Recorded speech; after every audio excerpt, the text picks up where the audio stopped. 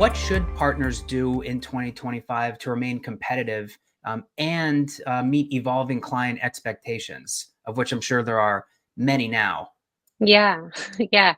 I mean, I just touched on this, so I'll make a couple of points for this Hmm. answer. One would be they have to be different. If they sound like Microsoft and they sound like every other Microsoft partner, then you're just competing on price.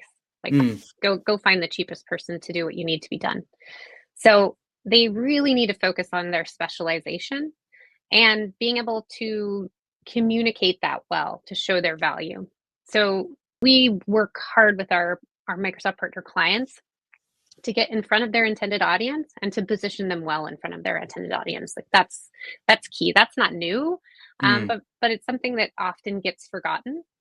Once you have that differentiation, though, it's like it's getting into the right channels. So it's getting into the Microsoft marketplaces like AppSource and Azure Marketplace. It's architecting campaigns that are strategic and go across thought leadership, search engine optimization, something new in 2025, answer optimization, Mm. answer engines with AI being Hmm. adopted so widely, paid advertising, media placement, such as with Microsoft Dynamics World, which we've done with you, virtual and in-person events, sales tools like that myriad of channels that you have to be in to be in front of the Mm. audience, where meet them where they are.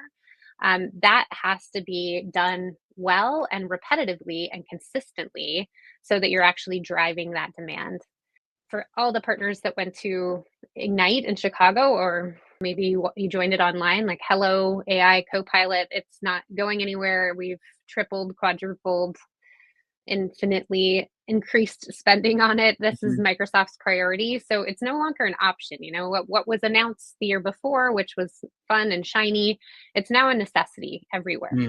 Hmm. And so partners have to really think critically about how they're introducing this into their offerings. Mm. Microsoft's continuing to expand where Copilot is going to exist in their stack of technologies.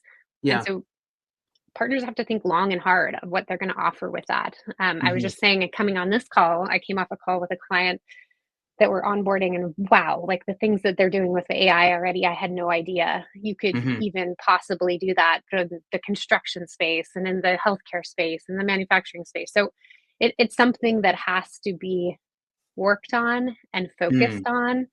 And our side of things, we take advantage of having Copilot at our fingertips now. That switch from you have to be over 300 people to even get to touch a Copilot had heavily shifted the market of, who's going to be using Copilot. So Copilot's never going to replace innovation and strategy. It's not that, but it is going to help you deliver faster, more Mm. efficiently. It's going to help you with ideation and drafting. And for us, we even like give us a final proofread. What did we miss?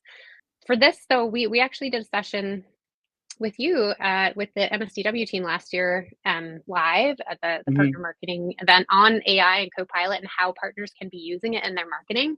And we Mm. actually had a follow-up webinar that we did on the Maven Collective marketing site. If partners are interested in learning how to use AI to really advance their marketing and use it as a tool to help them better market in 2025, they can go watch that now. It's on demand, mavencollectivemarketing.com, and we have that webinar available.